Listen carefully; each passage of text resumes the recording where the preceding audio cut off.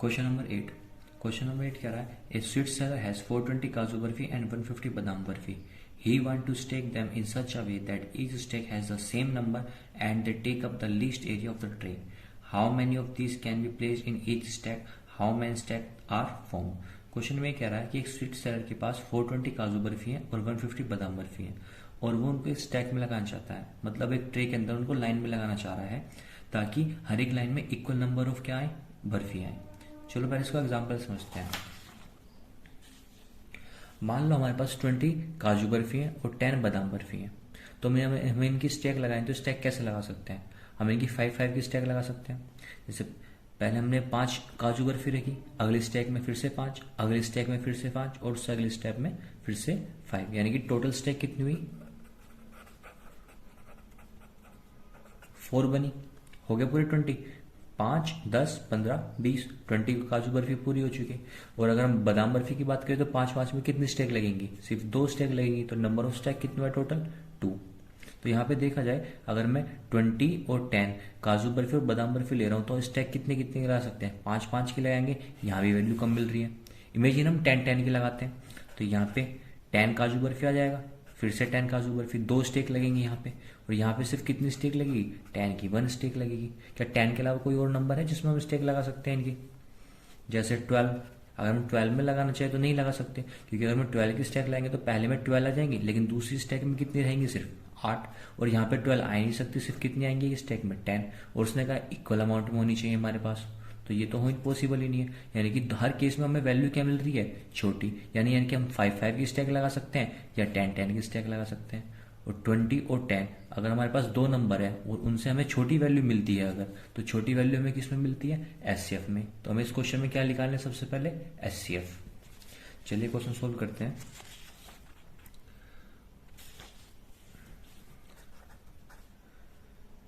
हमें एचसीएफ निकालना है. 420 हमारे पास क्या थी? काजू बर्फी थी. और 150 क्या थी हमारे पास? बादाम बर्फी.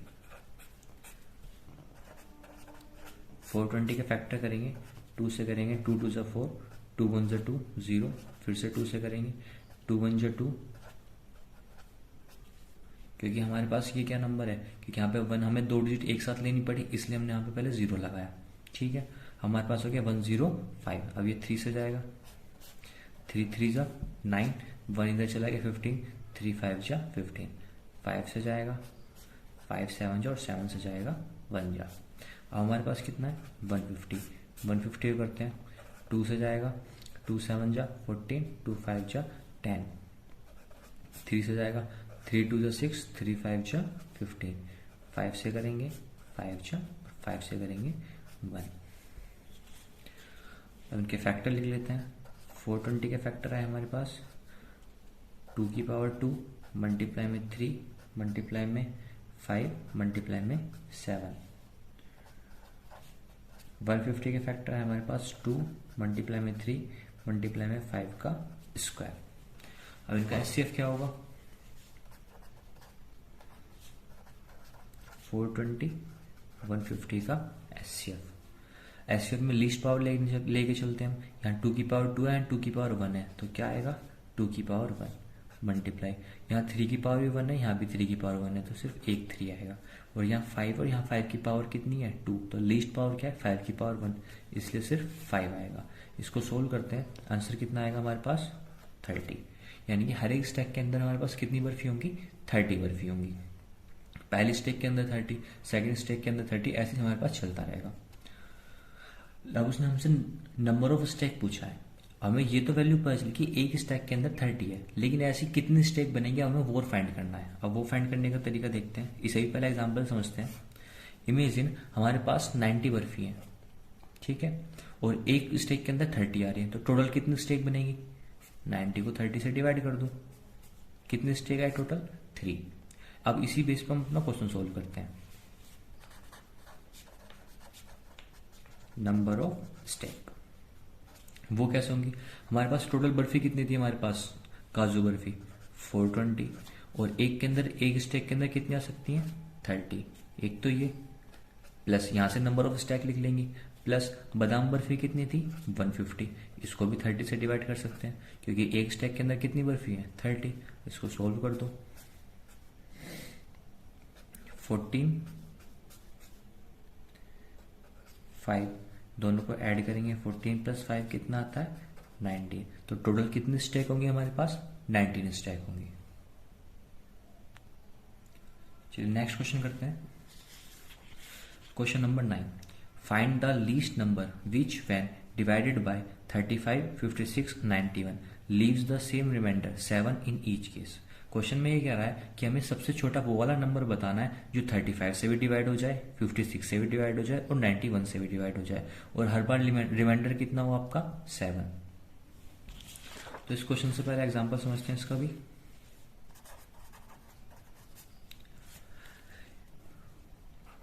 फोर और 6 से डिवाइड होने वाला सबसे छोटा नंबर क्या होता है, हम देखोगे तो आंसर आएगा आपके पास कितना 12। 12 एक सबसे छोटा नंबर है जो 4 से भी डिवाइड हो जाता है और 6 से भी डिवाइड हो जाता है। मतलब हमें इन दो नंबर से सबसे छोटा नंबर क्या मिला 12, यानी कि हमें वैल्यू क्या मिली है, बड़ी वैल्यू मिली है कि जो इन दोनों नंबर से क्या हो जाए डिवाइड हो जाए। तो ऐसे इस क्वेश्चन में हमसे पूछा है कि हमें एक ऐसा नंबर बताना है जो इन सब से डिवाइड हो जाए, तो वैल्यू क्या होगी इन सब से बड़ी होगी, और बड़ी वैल्यू हमें मिलती है एलसीएम में। इसलिए हमें इस क्वेश्चन में क्या निकालना है एलसीएम निकालना है। तो पहले तो हम इनका एलसीएम निकाल लेते हैं। 35 है हमारे पास, 56 है हमारे पास और 91 है हमारे पास। इसके फैक्टर करते हैं, 5 से करेंगे 5 7 जा, 7 से करेंगे 7 1 जा। 56 को 2 से करा, 2 2 जा 4, 2 8 जा 16, 2 से करेंगे 14, 2 से करेंगे 7 जा, 7 से करेंगे 1 जा। अब आता है 91। 91 को ये 7 से जाएगा, 7 से करते हैं 7 1 जा 7, 7 3 जा 21 और 13 से करेंगे 1 जा। अब इनके फैक्टर लिख लेते हैं।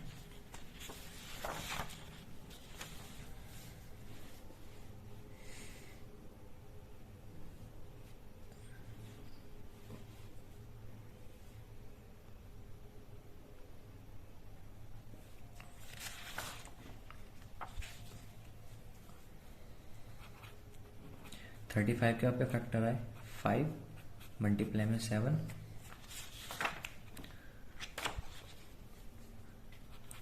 56 के फैक्टर आए आपके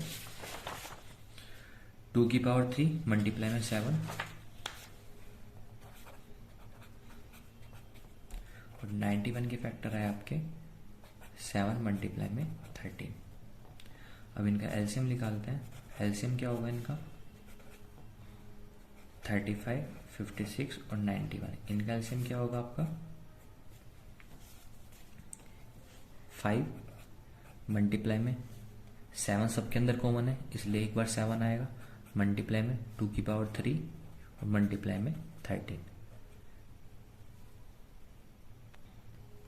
इन सब की मल्टीप्लाई करके वैल्यू मिलती है 3640। अब ये वो नंबर है जो इन सब से क्या हो जाएगा डिवाइड हो जाएगा, ठीक है।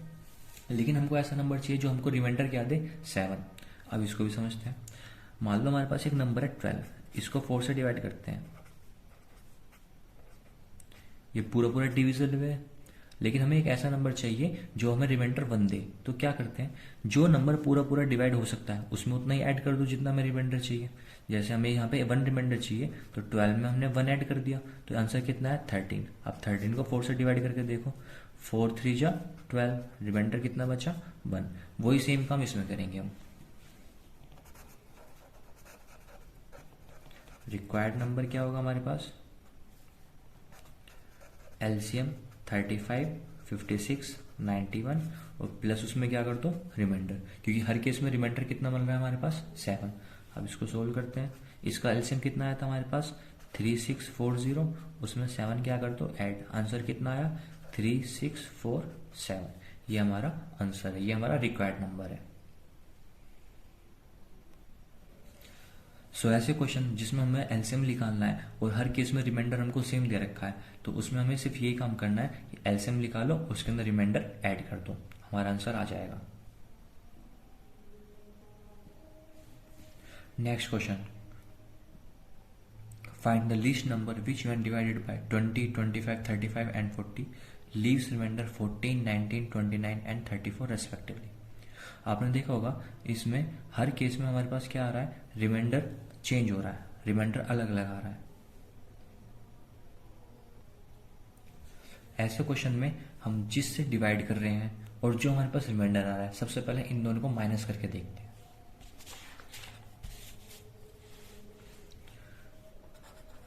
आंसर नंबर 10, जैसे हमने जब हम उस नंबर को 20 से डिवाइड करेंगे तो हमारे पास वैल्यू रिमाइंडर कितना होगा 14, तो इन दोनों को माइनस करके वैल्यू कितनी बनी मेरे पास 6, कोमा।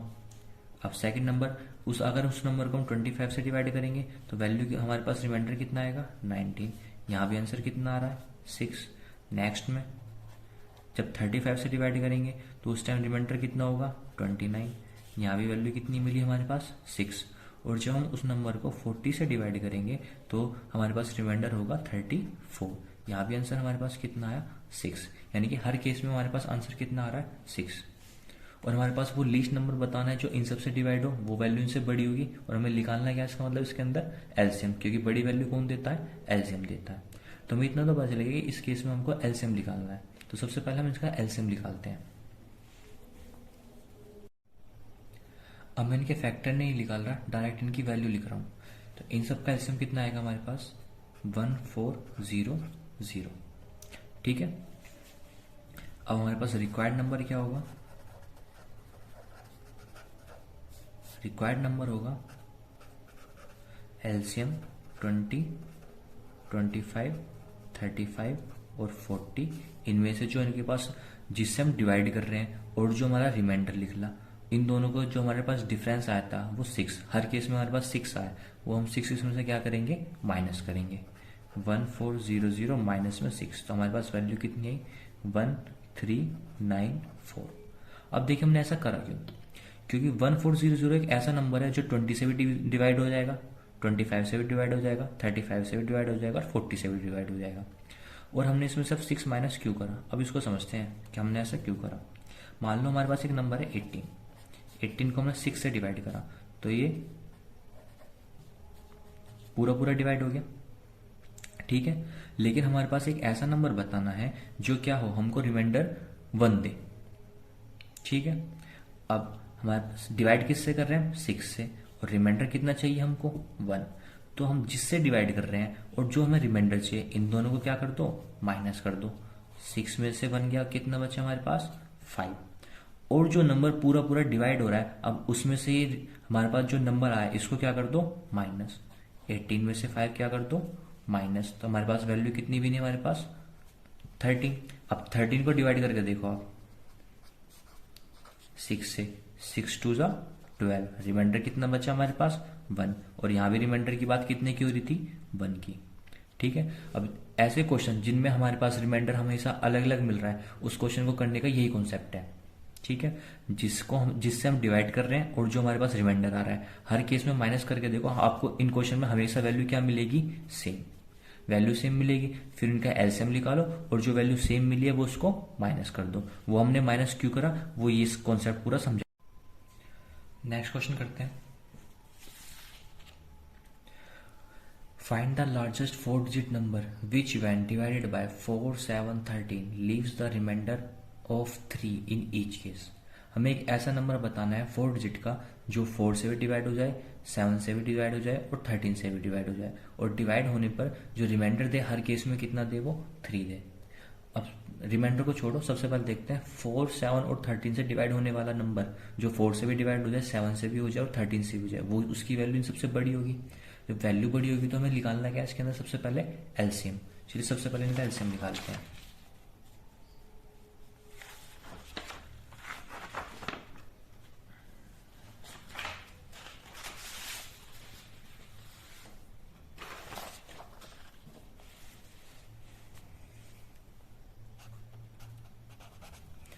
एलसीएम निकालते हैं 4 का, 7 का और 13 का।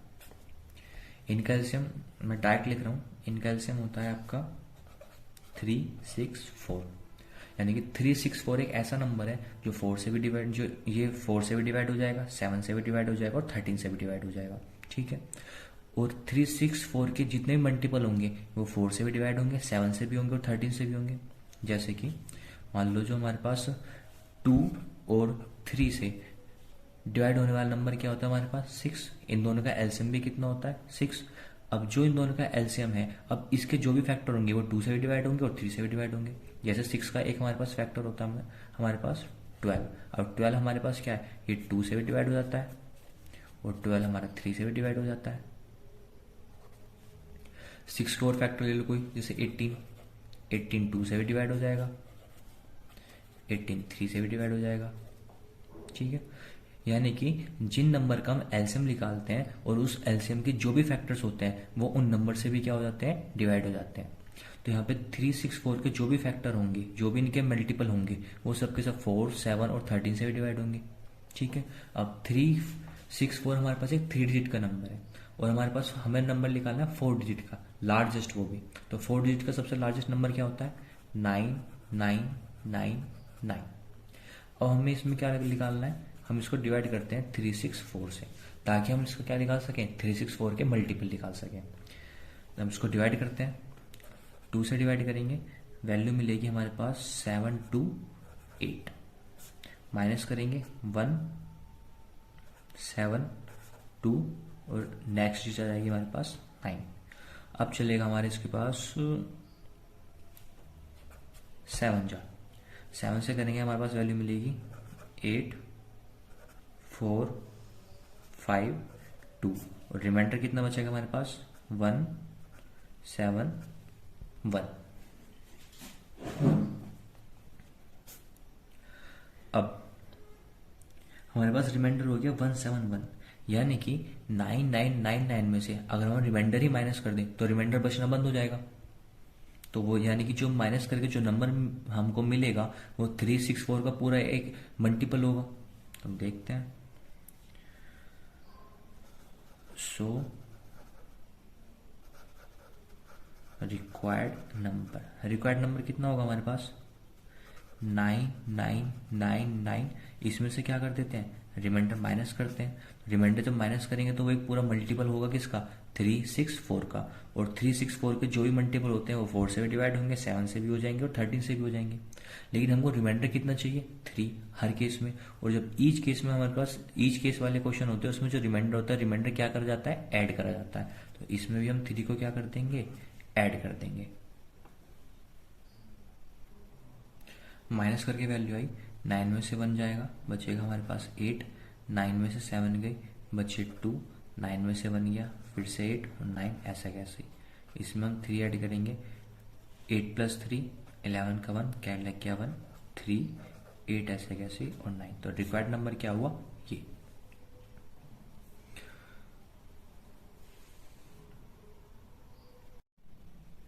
नेक्स्ट क्वेश्चन करते हैं, find the greatest number that will divide 43, 91 and 183 so as to leave the same remainder in each case। इसका मतलब हमें एक ऐसा नंबर बताना है जो 43 को भी डिवाइड कर दे, 91 को भी डिवाइड कर दे और 183 को भी डिवाइड कर दे, और हर केस में कितना रिमाइंडर दे, हमको सेम रिमाइंडर दे। ठीक है, अब कोई ऐसा नंबर जो इन तीनों को डिवाइड कर सकता है वो वैल्यू क्या होगी, इन सबसे छोटी। फॉर एग्जाम्पल 4 और 6 को दोनों को डिवाइड करने वाला नंबर क्या होता है 2, यानी कि वैल्यू हमको छोटी मिली। तो हमको इसमें निकालना क्या है, एचसीएफ। हमें ये तो पता चल गया हमें इसके अंदर एचसीएफ निकालना है। अब ये क्वेश्चन जो करना है उसका मेथड समझते हैं। इस क्वेश्चन में हम करते हैं, हमारे पास 3 नंबर है 43, 91 और 183। तो हम अपना रिक्वायर्ड नंबर निकालने के लिए क्या करेंगे, इसके अंदर रिक्वायर्ड नंबर हमको इसमें एचसीएफ निकालना होगा। किस किस का, सबसे पहले हम इन 2 नंबर को देखते हैं। इनमें बड़ा नंबर कौन सा है 91, तो 91 में से माइनस कर देंगे उसका छोटा नंबर।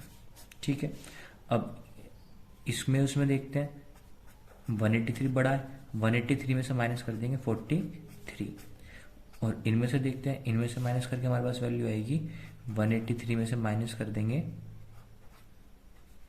91, और जो वैल्यू आएंगी इन सबको हमें क्या निकालना पड़ेगा, एचसीएफ।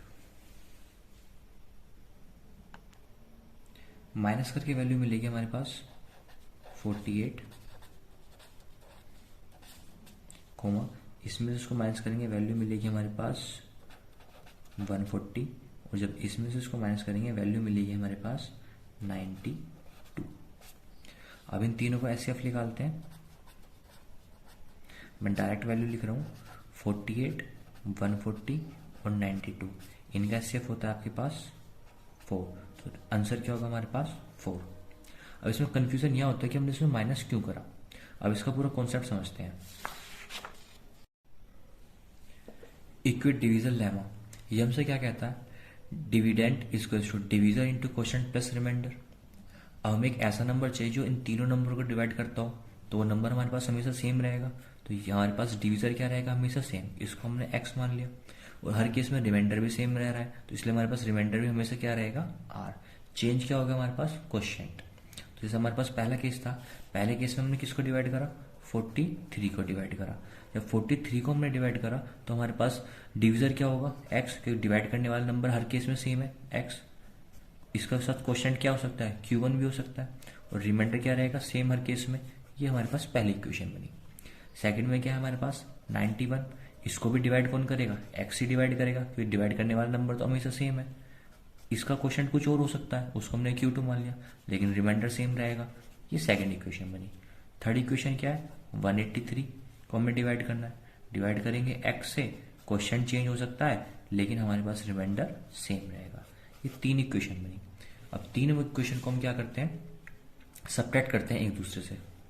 इस सबसे पहले हम सेकंड को सब्ट्रैक्ट करते हैं फर्स्ट से, तो हमारे पास आंसर कितना आएगा, 91, ये नीचे आ जाएगा 43, x Q1 प्लस में r, और यहाँ पे आ जाएगा हमारे पास x, नहीं यहाँ पे Q2 है, यहाँ पे Q1 और प्लस में r। अब इनको सब्ट्रैक्ट करते हैं। r से r तो हमारे पास क्या हो जाएगा, कैंसिल आउट हो जाएगा। 91 में से 43 जब माइनस करेंगे हमारे पास वैल्यू कितनी आएगी,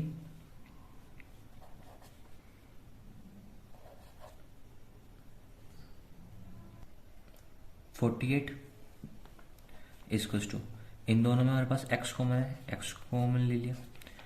Q2 पॉजिटिव है माइनस, और Q1 हमारे पास क्या है, नेगेटिव है। एक हमारे पास ये वाली वैल्यू मिली। अब हम क्या करते हैं, थर्ड में से सेकंड माइनस करते हैं। थर्ड माइनस में से करेंगे हमारे पास second, 183 equals to x Q3 plus में r, 91 equals to x Q2 plus में r।